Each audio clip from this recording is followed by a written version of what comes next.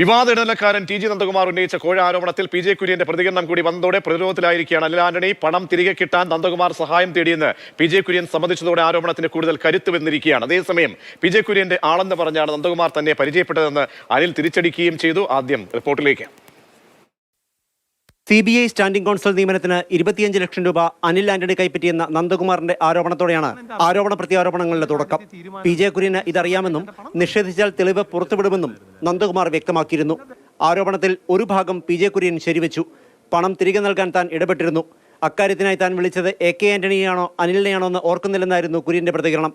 എന്തിനാണ് തുക വാങ്ങിയതെന്നോ എത്രയാണ് വാങ്ങിയതെന്നോ തനിക്കറിയില്ലെന്നും കുര്യൻ പറയുന്നു. ആ പൈസ കൊടുക്കണമെന്ന് അത് എൻ്റെ ഓർമ്മ എനിക്കതിനകത്ത് അത് അനിൽ ആന്റണിയോടാണോ പറഞ്ഞത് ആന്റണി സാറിനോടാണോ പറഞ്ഞതെന്ന് അതെനിക്ക് ഓർമ്മയില്ല. എന്തായാലും രണ്ടിലും ഒരാളോട് കുര്യൻ ഇക്കാര്യം സംബന്ധിച്ചതോടെ തന്റെ ആരോപണം ശരിയാണെന്ന് തെളിഞ്ഞെന്നായിരുന്നു നന്ദകുമാറിന്റെ പ്രതികരണം. തുകയും കാര്യവും അറിയില്ലെന്ന് കുര്യൻ പറഞ്ഞത് ശരിയാണ്. തന്നെ ഒഴിവാക്കാനാണ് അനിൽ തന്റെ നമ്പർ ബ്ലോക്ക് ചെയ്തത്. പണം തിരികെ ചോദിച്ച് AK ആന്റണിയുടെ ഔദ്യോഗിക വസതിയിലെത്തിയ തന്നെ സെക്യൂരിറ്റി തടഞ്ഞെന്നും അനിൽ തന്നെ ഒഴിവാക്കുകയായിരുന്നുവെന്നും നന്ദകുമാർ പ്രതികരിച്ചു. ഇന്ന് അദ്ദേഹം പറഞ്ഞു പി ജെ കുര്യൻ പറയട്ടെ എന്നല്ലേ പറഞ്ഞല്ലോ. എന്നെ അറിയില്ലെന്നും പി ജെ കുര്യൻ പറഞ്ഞിട്ടില്ല. ഞാൻ ഈ ആവശ്യമായിട്ട് സമീപിച്ചിട്ടുണ്ടെന്നും അദ്ദേഹത്തിന് ബോധ്യപ്പെട്ടിട്ടുണ്ട്. ഇന്ന് അനിൽ ആന്റണി പറഞ്ഞ് ഞാൻ അദ്ദേഹത്തെ സമ്മർദ്ദം ചെലുത്തി. എൻ്റെ പണം കിട്ടാൻ ഞാൻ സമ്മർദ്ദം ചെലുത്തി. എന്താ തെറ്റ്? അങ്ങനെ എൻ്റെ കോള് ബ്ലോക്ക് ചെയ്ത് തന്നെയും പിതാവിനെയും ചതിക്കാൻ നന്ദകുമാറും പി ജെ കുര്യനും തമ്മിലുള്ള ഗൂഢാലോചനയാണ് നടന്നതെന്ന് അനിൽ ആന്റണി തിരിച്ചടിച്ചു. കുര്യനെതിരായി വിവാദ കേസ് ഒഴിവാക്കിയത് TG നന്ദകുമാർ ഇടപെട്ടാണെന്ന പുതിയ ആരോപണവും അനിൽ ഉയർത്തി. ഞാൻ ഈ നന്ദകുമാറിനെ 2013 കഴിഞ്ഞ് കണ്ടിട്ടില്ല. പിന്നെ എങ്ങനെയാണ് 5 വർഷം കഴിഞ്ഞ് നടക്കുന്നത്? 2012-ലും 2013-ലും ഞാൻ ആകെപ്പാടെ കണ്ടിട്ടുള്ള ചില അവസരങ്ങൾ പി ജെ കുര്യൻ വഴിയാണ്. അതേസമയം പണം തിരികെ നൽകാൻ PT തോമസ് ഇടപെട്ടതിനെക്കുറിച്ചോ നന്ദകുമാറിന്റെ ആരോപണത്തെക്കുറിച്ചോ തനിക്കറിയില്ലെന്നും PT തോമസ് വീട്ടിൽ രാഷ്ട്രീയം പറയാറില്ലായിരുന്നുവെന്നും ഉമാ തോമസ് പ്രതികരിച്ചു. ഇങ്ങനെയൊരു ആരോപണം പറയുമ്പോൾ ഇതിൽ എനിക്ക് ഒരറിവുമില്ല. പി ജെ കുര്യന്റെ ശിഷ്യനായ ആന്റോ ആന്റണിയുടെ സഹോദരൻ ഉൾപ്പെട്ട സഹകരണ ബാങ്ക് ക്രമക്കേടിൽ ED അന്വേഷണം പുരോഗമിക്കുകയാണെന്നും അനിൽ ഓർമ്മിപ്പിച്ചു. നന്ദകുമാർ നുണയനാണെന്നും വിശ്വസിക്കാൻ കൊള്ളാത്തയാളാണെന്നുമായിരുന്നു BJP നേതാവ് PC ജോർജിന്റെ പ്രതികരണം. മാതൃഭൂമി ന്യൂസ്, കൊച്ചി, പത്തനംതിട്ട. അങ്ങനെ വിവാദങ്ങൾക്ക് ചൂടുപിടിക്കുമ്പോൾ നമുക്ക് ഈ വിഷയം പരിശോധിക്കാം. ചർച്ചയിൽ വസന്ത് സ്ത്രീക്ക് കോൺഗ്രസ് നേതാവ് ഷാബു പ്രസാദ്, BJP നിരീക്ഷകൻ തത്സമയം ചേരുകയാണ്. ശ്രീ ഷാബു പ്രസാദ്, TG നന്ദകുമാറിന്റെ വെളിപ്പെടുത്തലും ആരോപണവുമായിരുന്നു ഇതുവരെ ഈ പബ്ലിക് ഡൊമൈനിലായിട്ട് ഉണ്ടായിരുന്നത്. അപ്പോൾ ഇന്നിപ്പോൾ പുതിയ ഈ TG നന്ദകുമാറിന്റെ കൈക്കൂലി ആരോപണം ശരിവെച്ചുകൊണ്ട് രംഗത്തെത്തുന്നത് മുതിർന്ന കോൺഗ്രസ് നേതാവ് പി ജെ കുര്യനാണ്. പി ജെ കുര്യന്റെ സഹായം തേടിയിരുന്നു. പണം തിരികെ നൽകാൻ അതിന് ആവശ്യപ്പെട്ടുകൊണ്ടുള്ള സഹായം തേടിയിരുന്നു. അങ്ങനെ തന്നെ സമീപിച്ചു എന്നുകൂടി പി ജെ കുര്യൻ സ്ഥിരീകരിക്കുമ്പോൾ സംഗതി കൂടുതൽ പ്രതിരോധത്തിലാവുകയാണോ അനിൽ ആന്റണി ക്യാമ്പ്? അനിലുമായി ബന്ധപ്പെട്ടൊക്കെയുള്ള പ്രതികരണങ്ങളൊക്കെ കേൾക്കുമ്പോൾ എന്താണ് മനസ്സിലാകുന്നത്? വാസ്തവം അറിയാനുള്ള ബാധ്യത എന്തായാലും ഇല്ലേ അവിടെയുള്ള വോട്ടർമാർക്കെങ്കിലും?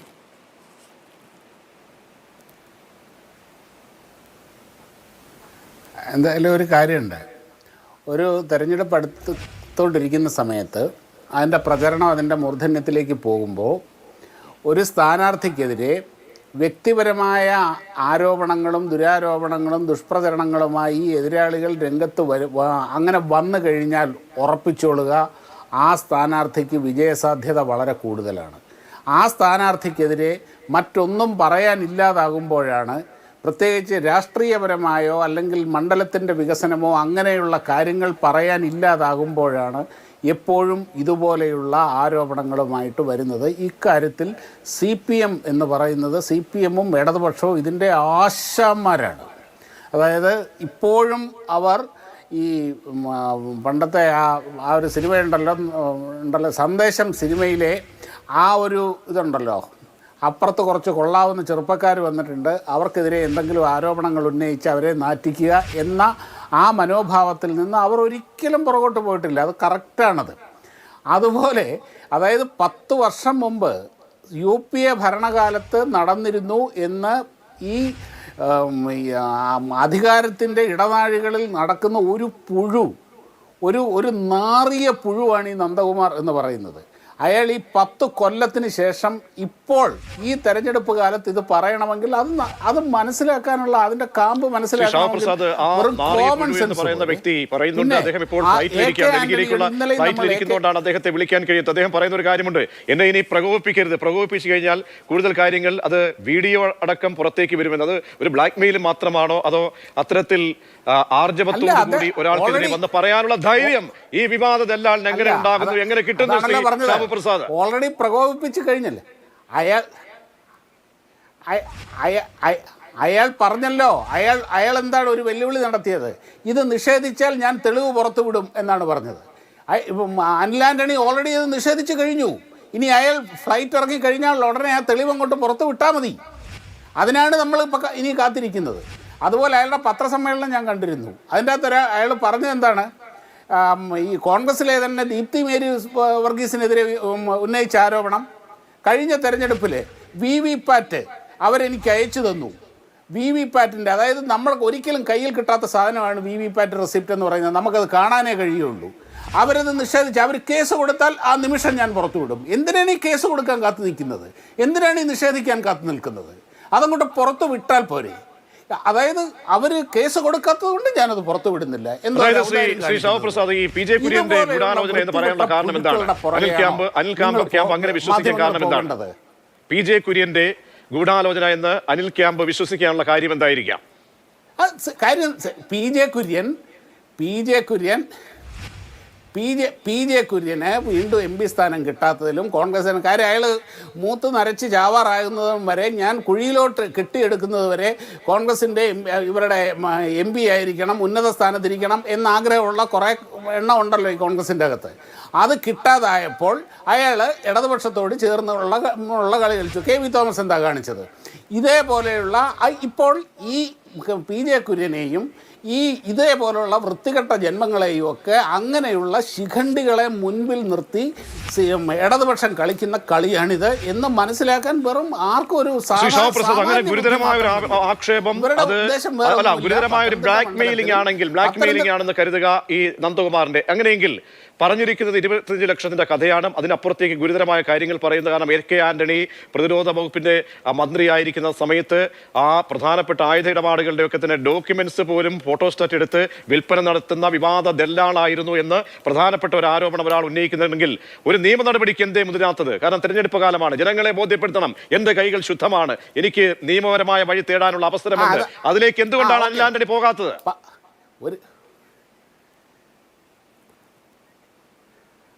പറയാം. അതായത് തെരഞ്ഞെടുപ്പിന് ഇനിയും 2 ആഴ്ച കൂടിയേ ബാക്കിയുള്ളൂ.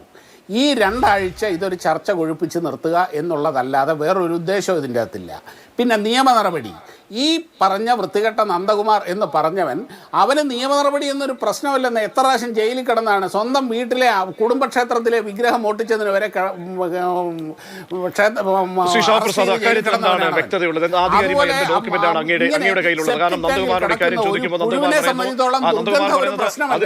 അതിനെതിരെ ഞാൻ കേസിന് പോകും. അങ്ങനെ ഒരു കേസ് എന്റെ പേരിലില്ല. പിന്നെ പറയുന്ന ഈ CBIയുടെ കേസ്, EDയുടെ കേസ്, അതൊക്കെ സ്ക്വാഷ് ചെയ്ത അല്ലെങ്കിൽ കോടതിയിൽ നിന്നും തീർപ്പാക്കിയ ചില കേസുകളുണ്ട്. ഇനി ഒന്നോ പെൻഡിംഗ് ഉള്ള ഒരു കേസ് തിരുവനന്തപുരത്ത് മാത്രമാണ്. അതിനെക്കുറിച്ച് വേണമെങ്കിലും ഞാൻ ഡോക്യുമെന്റ് ഹാജരാക്കാം എന്ന് ഒരു വിവാദ ദല്ലാൾ, ആ ദല്ലാൾ തന്നെ പറയുകയാണ്. നമ്മൾ പറയുമ്പോൾ എന്താണ് അവിടെ പതറിപ്പോകുന്നത്? അനിൽ ആന്റണിക്ക് ഒരു കഷ്ണം, ഒരു പേപ്പർ കൊടുത്താൽ മതിയല്ലോ. ഇയാൾ തേങ്ങ ഉടയ്ക്കും എന്ന് പറഞ്ഞതല്ലാതെ അല്ല. അതായത് ഇപ്പോൾ ഒരു കാര്യമുണ്ട്, ഇതിൻ്റെ പിന്നിലെ നിയമ നടപടിക്കും കേസിൻ്റെ പുറകെ പോയി കഴിഞ്ഞാൽ ഇവരുടെ ആവശ്യവും അത് തന്നെയാണ്. പിന്നെ അതിൻ്റെ പുറത്താവും കാര്യം. ഇവിടെ തെരഞ്ഞെടുപ്പാണ് നടക്കാൻ പോകുന്നത്. ആ തെരഞ്ഞെടുപ്പിൽ ഉയർത്തപ്പെടേണ്ട ചർച്ചകളും കാര്യങ്ങളും എല്ലാം വഴിതിരിഞ്ഞു പോകും. അത് തന്നെയാണ് ഇവരുടെ ഉദ്ദേശം. ഇനി നിയമ നടപടി വേണമെന്നുണ്ടെങ്കിൽ തെരഞ്ഞെടുപ്പ് കഴിഞ്ഞ കാര്യം. തെരഞ്ഞെടുപ്പിൻ്റെ ഉദ്ദേശ ലക്ഷ്യങ്ങൾ, തെരഞ്ഞെടുപ്പിൻ്റെ ചർച്ചകളെ ഇല്ലാതാക്കുക, വഴിതിരിച്ചു വിടുക. പ്രത്യേകിച്ച് വളരെ പ്രധാനപ്പെട്ട ആരോപണമാണ് താങ്കൾ ഉന്നയിക്കുന്നത്. ടൂളാക്കി നന്ദകുമാറിനെ മാറ്റുന്നു എന്ന ആരോപണമാണ്. ഇപ്പോൾ വരുന്ന പ്രതികരണം കൂടി ഞാൻ ശ്രീ നന്ദകുമാർ, ശ്രീ ഷാവുപ്രസാദ് അങ്ങയിലേക്ക് മടങ്ങിയെത്താം, ഒപ്പം സിറിയക്കിലേക്കും മടങ്ങിയെത്താം. ഇപ്പോൾ വരുന്ന മറ്റൊരു പ്രതികരണം, നന്ദകുമാറിനെ അറിയില്ല എന്ന് BJP നേതാവ് പ്രകാശ് ജാവ്ദേക്കർ പറഞ്ഞിരിക്കുന്നു. അറിയാത്ത ആളെ കുറിച്ച് താനെന്തിന് പ്രതികരിക്കണമെന്നും അദ്ദേഹത്തിന്റെ ചോദ്യമുണ്ട്. ആ ബൈറ്റ് കൂടി ഒന്ന് കേൾക്കാം.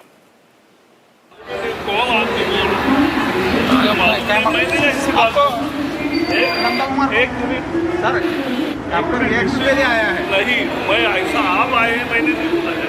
आपको नंदा कुमार को पता नहीं है सर? सर ये अनिल अंजनी के बारे में बहुत अलिगेशन हो गया है।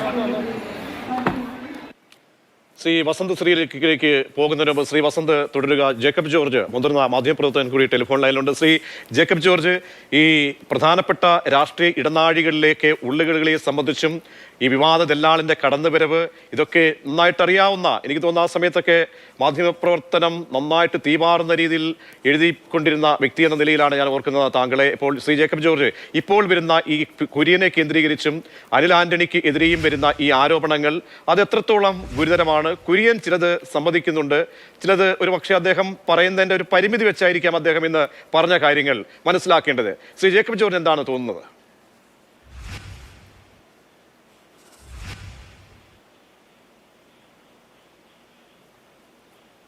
ശ്രീ ജേക്കബ് ജോർജ് ടെലിഫോൺ ലൈനിലുണ്ടോ താങ്കൾ?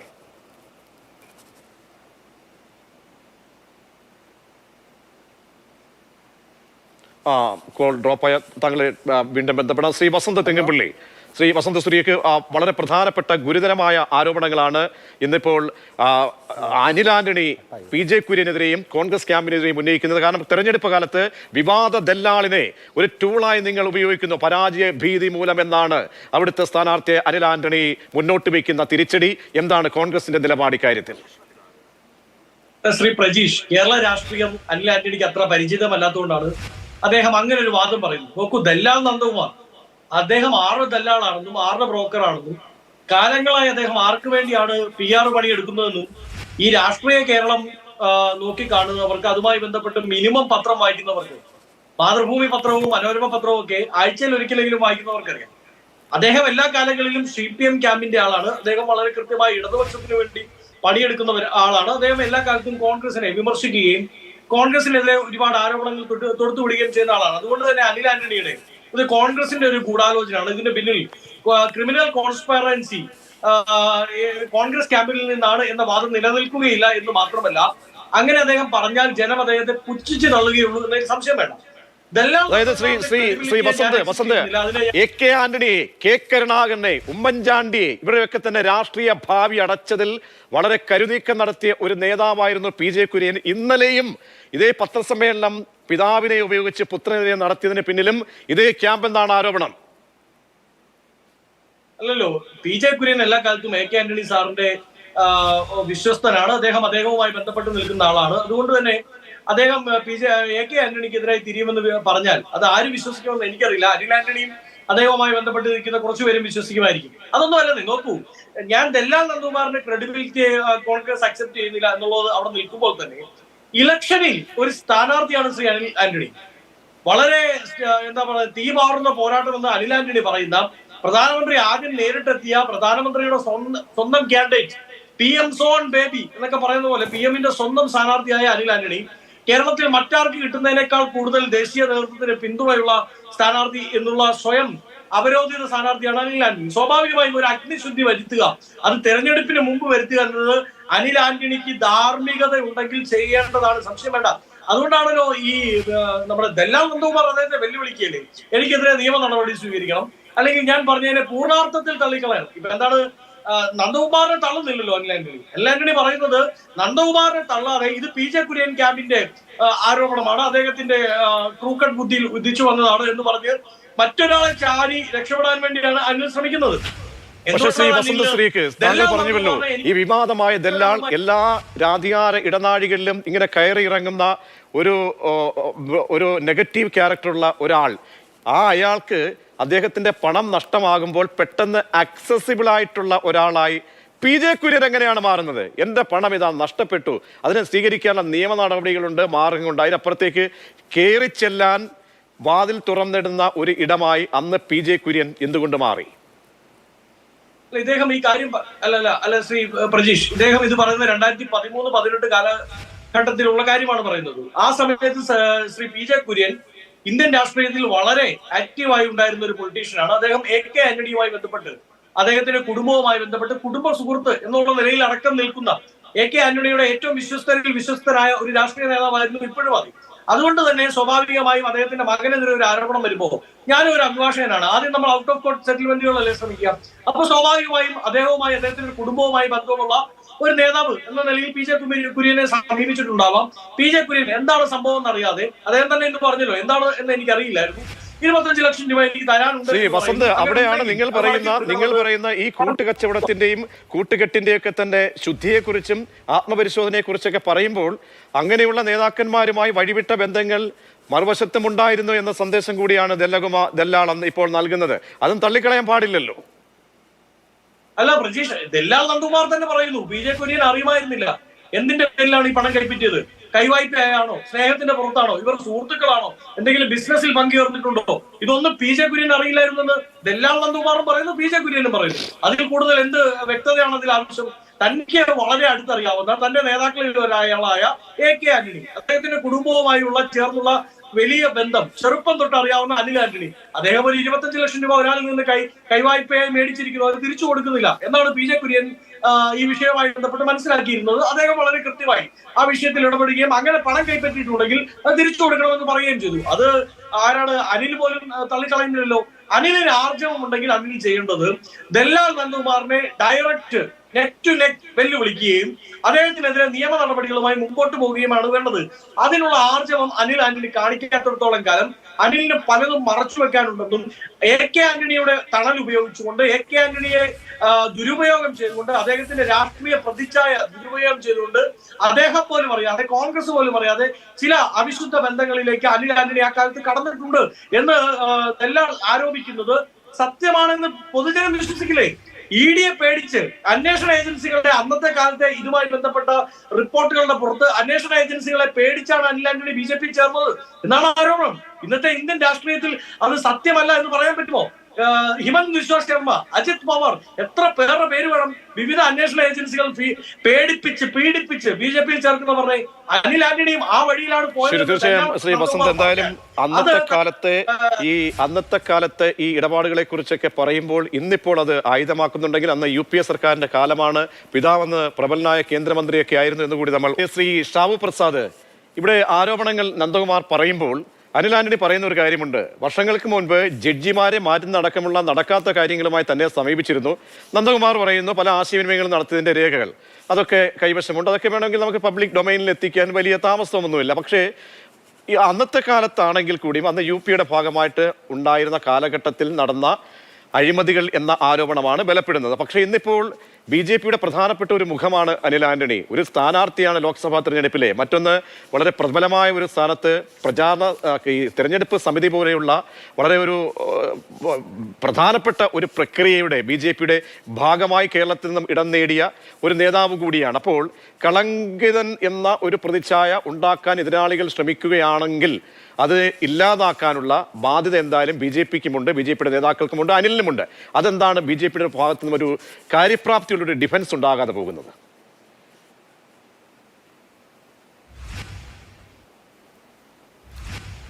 ഒരു കാര്യമുണ്ട്. ഈ UPA ഭരണകാലത്ത് ഈ സംഭവം നടക്കുന്നു എന്ന് പറയുന്ന ഈ കാലത്ത് ഈ അനിൽ ആന്റണി 10-22 വയസ്സുള്ള ഒരു ചെറിയ പയ്യനാണ്, ഒരു കൊച്ചു ചെറുക്കനാണ്. അയാളൊന്ന് പഠിക്കുമോ അത് കഴിഞ്ഞ് ആ സമയമാണത്. ആ സമയത്ത് അയാൾ കോൺഗ്രസിൻ്റെ ഒരു തരത്തിലുള്ള ശക്തമായ അല്ലെങ്കിൽ സ്വാധീന ശക്തിയുള്ള ഒരിടങ്ങളിലും അയാളില്ല. അത് മാത്രമല്ല ആന്റണി അതിനനുവദിച്ചിട്ടുമില്ല. ആന്റണി അങ്ങനെ മക്കളെ ആ രീതിയിൽ സ്വന്തം കുടുംബത്തിൽ അങ്ങനെ ആ രീതിയിൽ പാർട്ടിയിൽ വളർത്താൻ ആന്റണി ശ്രമിച്ചിട്ടില്ല. അതൊരു യാഥാർത്ഥ്യമാണ്, നമുക്കത് അംഗീകരിക്കാതിരിക്കാൻ, എതിരാളികൾ പോലും അംഗീകരിക്കുന്ന കാര്യമാണ് ആന്റണിയുടെ ആ ക്വാളിറ്റി എന്ന് പറയുന്നത്. അങ്ങനെയുള്ള ഈ 10-22 വയസ്സുള്ള പയ്യൻ്റെ കയ്യിൽ ഇയാൾ കൊണ്ടുപോയി സുപ്രധാന സ്ഥാനത്തിന് വേണ്ടി 25 ലക്ഷം രൂപ കൊടുത്തു എന്നൊക്കെ പറഞ്ഞാൽ ഒന്ന് ആലോചിച്ച് നോക്കുന്നത്. ഇതിനൊക്കെ ഒരു നമുക്ക് മനുഷ്യന് കോമൺ സെൻസ് എന്ന് പറയുന്നൊരു സാധനം വേണ്ടേ? പിന്നെ ഇവിടെ ഈ വസന്ത് ആരോപിക്കുന്ന മാതിരി അങ്ങനെയെങ്കിൽ ഇയാൾ ഇനി അനിൽ ആന്റണി പണം വാങ്ങിയിട്ടുണ്ട് എങ്കിൽ അതെന്തുകൊണ്ടായിരിക്കും? അങ്ങനെ കൂടെ ഉണ്ടല്ലോ. അത് പിതാവിൻ്റെ സ്വാധീന ശക്തി ഉപയോഗിച്ചുകൊണ്ട് ചെയ്യുക എന്നുള്ള രീതിയിലല്ലേ? അത് ആത്യന്തികമായിട്ട് ആ ആരോപണം ചെല്ലുന്നത് എങ്ങോട്ടാണ്? AK ആൻ്റണിയിലേക്കാണ് ചെല്ലുന്നത്. AK ആൻ്റണി മകനെ ഉപയോഗിച്ച് കൈക്കൂലി മേടിച്ചു എന്ന ആ ഒരു ആരോപണത്തിലേക്കാണ് ഇത് ചെല്ലുന്നത്. ഇത് ഒന്ന് ആലോചിച്ച് നോക്കൂ നിങ്ങൾ. ഇനിയും ഇവിടുത്തെ ചോദ്യം ഇപ്പം വസന്ത് ചോദിക്കുന്നത് ഇതൊക്കെ എന്നാ കേസ് കൊടുക്ക്.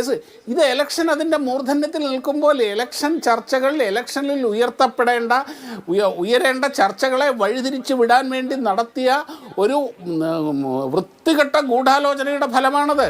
ഇപ്പോൾ ഈ അനിൽ ആന്റണി ഇപ്പോൾ കൊണ്ട് കേസ് കൊടുത്താൽ എല്ലാ ചർച്ചകളും ആ രീതിയിലേക്ക് പോകുകയുള്ളൂ. ശ്രീ വസന്ത് സ്ത്രീക്ക് സംഭവങ്ങളെല്ലാം നടന്നത് UPA സർക്കാരിന്റെ കാലത്തു നിന്നാണ് ആരോപണം. നന്ദകുമാർ പറയുന്നതനുസരിച്ചാണെങ്കിൽ അങ്ങനെയാണ്. അപ്പോൾ അതിന്റെ ബാധ്യത എന്തായാലും AK ആന്റണിക്ക് കൂടി വരികയല്ലേ? AK ആന്റണി ഇതിൽ മറുപടി പറയേണ്ടതിന്റെ ബാധ്യത, ഉത്തരവാദിത്തം അദ്ദേഹത്തിന് കൂടി കൈവരുന്നു. കാരണം അത് പറയാൻ കാരണം ഇന്ന് PJ കുര്യൻ ഈ പണം വാങ്ങി അല്ലെങ്കിൽ അതിന്റെ സഹായം അഭ്യർത്ഥിച്ച് നന്ദകുമാർ ചെന്നതിന് ശേഷം AK ആന്റണിയോടും അനിലിനോടും ഇക്കാര്യം സംസാരിച്ചിരുന്നു എന്നുകൂടി പറയുമ്പോൾ ആന്റണിക്ക് ഇക്കാര്യത്തിൽ അറിവുണ്ടായിരുന്നു എന്ന ഒരു സ്ഥിരീകരണം മുതിർന്ന കോൺഗ്രസ് നേതാവിന്റെ ഭാഗത്ത് തന്നെ ഉണ്ടാവുകയാണ്. മറുപടി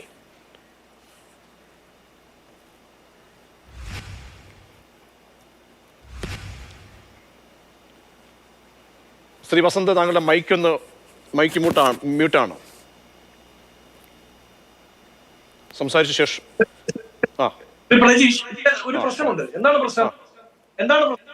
ദല്ലാൽ നന്ദകുമാറിന്റെ ആരോപണം എന്താണ്? ദല്ലാൽ നന്ദകുമാർ പറയുന്നത് അവിശുദ്ധമായ ഒരു കാര്യം ചെയ്തു കൊടുക്കാമെന്ന് പറഞ്ഞ് അനിൽ പണം കൈപ്പറ്റി 25 ലക്ഷം രൂപ. അത് പിന്നീട് ചെയ്തു കൊടുക്കാൻ അദ്ദേഹത്തിന് സാധിക്കാതെ വന്നപ്പോൾ പണം തിരികെ ചോദിച്ചു കൊടുക്കാതെ വന്നപ്പോൾ എന്തിനാണ് എന്നത് വെളിപ്പെടുത്താതെ PJ കുര്യനെ സമീപിക്കുന്നു. തനി 25 ലക്ഷം രൂപ അനിൽ ആന്റണി തരാനുണ്ട് എന്ന് പറയുന്നു. PJ കുര്യൻ അത് എന്തിന്റെ പുറത്താണ് ആ പണം കൈപ്പറ്റിയതെന്ന് അറിയാതെ ആ കുടുംബ സുഹൃത്ത് എന്നുള്ള നിലയിൽ അനിൽ ആന്റണിയുടെ അഭ്യുതകാംക്ഷി, അന്നത്തെ കാലത്ത് AK ആന്റണിയുടെ മകനാണോ, അഭ്യുതകാംക്ഷി എന്നുള്ള നിലയിൽ ആ പണം തിരികെ കൊടുക്കണമെന്ന് അനിൽ ആന്റണിയോട് ആവശ്യപ്പെട്ടു. നോക്കൂ, എങ്ങനെയാണ് AK ആന്റണിയിലേക്ക് എത്തുക, അല്ലെങ്കിൽ അന്നത്തെ UPA ഗവൺമെന്റിലേക്ക് എത്തുക? അന്ന് ഈ ദല്ലാൽ നന്ദകുമാറിന്റെ കയ്യിൽ പണം വാങ്ങി അനിൽ ആന്റണി അവിശുദ്ധമായി എന്തെങ്കിലും ചെയ്തു കൊടുത്തിരുന്നെങ്കിൽ അങ്ങ് പറയുന്ന വാദം ശരിയാണ്. AK ആന്റണിയിലേക്ക് എത്തും, UPA ഗവൺമെന്റിലേക്ക് എത്തും, UPA ചെയർപേഴ്സണിലേക്കും എത്തും. പക്ഷെ അത് ചെയ്തു കൊടുക്കാൻ അനിലിന് സാധിച്ചില്ലെന്നേ. ഇത് അനിലിന്റെ വെറും ഒരു എന്താ പറയുന്നത് ഒരു സ്വപ്ന സഞ്ചാരമായിരുന്നു. അനിൽ പറഞ്ഞു ഞാൻ ചെയ്തു കൊടുക്കാം, എനിക്ക് ഇതിന് മാത്രമുള്ള പിടിപാടുണ്ട് എന്ന് പറഞ്ഞ് തെറ്റിദ്ധരിപ്പിച്ച് പണം കൈപ്പറ്റി. പിന്നീട് അനിൽ അത് ചെയ്യാൻ സാധിക്കാതെ പോയത് AK ആന്റണി എന്ന ശുദ്ധ രാഷ്ട്രീയക്കാരൻ, വളരെ ശുദ്ധിയുള്ള, തന്റെ ജീവിതത്തിൽ തന്റെ കരിയറിൽ ഒരിടത്ത് പോലും അഴിമതിയുടെ കറ ഒരിറ്റു പോലും വീഴാത്ത ഒരു രാഷ്ട്രീയക്കാരൻ അവിടെ ഉണ്ടായിരുന്നതുകൊണ്ടാണ് അദ്ദേഹത്തെ സ്വാധീനിക്കാനോ അല്ലെങ്കിൽ അദ്ദേഹത്തിന്റെ പേര് ഉപയോഗിച്ചുകൊണ്ട് അന്നത്തെ UPA ഗവൺമെന്റിൽ യാതൊരു സ്വാധീനം ചെലുത്താനോ അനിലിന് സാധിച്ചില്ല. സാധിക്കാത്തതുകൊണ്ടാണല്ലോ പണം തിരികെ ചോദിക്കുന്നത്. സാധിച്ചിരുന്നെങ്കിൽ പണം തിരികെ ചോദിക്കേണ്ട കാര്യമില്ലല്ലോ. അതുകൊണ്ട് തന്നെ ഈ ആരോപണം ഒരു കാരണവശാലും അന്നത്തെ UPA ഗവൺമെന്റിലേക്കോ AK ആന്റണിയിലോട്ടോ എത്തപ്പെടുകയില്ല.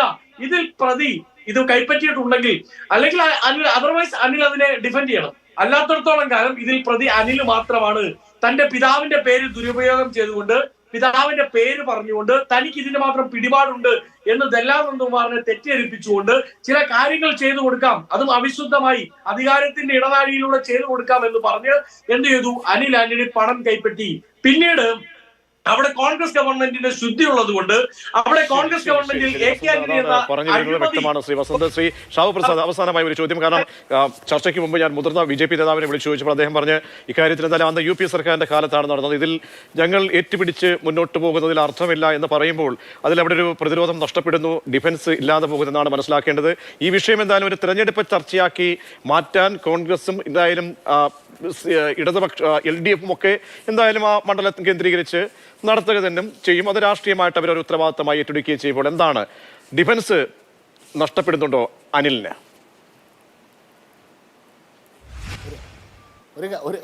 ഒറ്റ കാര്യം കൂടെ വസന്ത് ഇവിടെ പറഞ്ഞതിൻ്റെ അത് ഈ നന്ദകുമാർ വേറെ ചിലതൂടെ പറഞ്ഞിട്ടുണ്ട്. അതായത് ഡിഫൻസുമായിട്ട് ബന്ധപ്പെട്ട സുപ്രധാനമായ ഫയലുകളും രേഖകളും ഫോട്ടോസ്റ്റാറ്റ് എടുത്ത് അനിൽ ആന്റണി വിൽക്കുന്നുണ്ടായിരുന്നു എന്നും കൂടെ പറഞ്ഞിട്ടുണ്ട്. അങ്ങനെയെങ്കിൽ ആന്റണി ഇതിനനുവദിച്ചിരുന്നോ? അതായത് തൻ്റെ വീട്ടിലെ, തൻ്റെ ഓഫീസിൽ ഒഫീഷ്യൽ ഫയലുകൾ ഈ തൻ്റെ മകന് കൊടുത്ത് ഫോട്ടോസ്റ്റാറ്റ് എടുത്ത് വിൽക്കാൻ ആന്റണി അനുവദിച്ചിരുന്നു എന്നുകൂടിയല്ലേ ഇവിടെ വ്യക്തമാകുന്നത്. ഒന്നുകിൽ ആന്റണി ദുർബലനായ ഒന്നിനും കൊള്ളാത്ത ഒരു ഡിഫൻസ് മിനിസ്റ്റർ ആയിരുന്നു, രാജ്യരക്ഷ പോലും അപകടത്തിലാക്കുന്ന രീതിയിലുള്ള ഫയലുകൾ ഇങ്ങനെ ആർക്ക് വേണമെങ്കിൽ ഫോട്ടോസ്റ്റാറ്റ് എടുത്ത് കൊടുക്കാവുന്ന രീതിയിൽ ഇവിടെ ഉണ്ടായിരുന്നു എന്ന് സമ്മതിക്കണം. അല്ലെങ്കിൽ ഈ തനിക്ക് വേണ്ടി ഈ മകൻ കൈക്കൂലി വാങ്ങിയിരുന്നു എന്ന് സമ്മതിക്കണം. ഇത് രണ്ടാണെങ്കിലും അത് അവസാനം എത്തുന്നത് AK ആന്റണി എന്ന കോൺഗ്രസ് നേതാവിലേക്കാണ്. അവിടെയാണ് നന്ദകുമാർ ഈ കാര്യം മാത്രമല്ല പറഞ്ഞത്. ആ പത്രസമ്മേളനം മുഴുവനും കാണ്, അയാൾ പറഞ്ഞ ആരോപണങ്ങൾ മുഴുവനും നോക്ക്. ഗുരുതരമായ ആരോപണമാണ്. തൻ്റെ രഹസ്യ ഫയലുകൾ, ഡിഫൻസ് മിനിസ്ട്രിയുടെ രഹസ്യ ഫയലുകൾ ഇയാൾക്ക് ആന്റണിയുടെ കുടുംബാംഗമായ മകനായ ഈ അനിൽ ആന്റണിക്ക് ആക്സസബിൾ ആയിരുന്നു എന്നല്ലേ ഇവിടെ പറയുന്നത്. അതാരുടെ കുഴപ്പം? അങ്ങനെയെങ്കിൽ ആ ആരോപണം എങ്ങോട്ടാണ് പോകുന്നത് എന്നുകൂടി ഇവിടെ വ്യക്തമാവുകയാണ്. അതുമാത്രമല്ല ഇയാൾ ഇപ്പം അനിൽ ആന്റണി കാര്യങ്ങൾ നിഷേധിച്ചു കഴിഞ്ഞു, വളരെ കടുത്ത ഭാഷയിൽ നിഷേധിച്ചു കഴിഞ്ഞു. ഇനി അയാൾ രേഖകൾ പുറത്തുവിടട്ടെ. തീർച്ചയായും നന്ദകുമാറിന്റെ ഡൽഹിയിലേക്ക് എത്തുമ്പോഴുള്ള പ്രതികരണം എന്തായാലും ഷാബു നമുക്ക് തേടാൻ. വളരെ നന്ദി ചർച്ചയിൽ പങ്കെടുത്ത ശ്രീ ഷാബു പ്രസാദ്, ഒപ്പം തന്നെ വസന്ത് സ്ത്രീക്ക് കോൺഗ്രസ് നേതാവ്.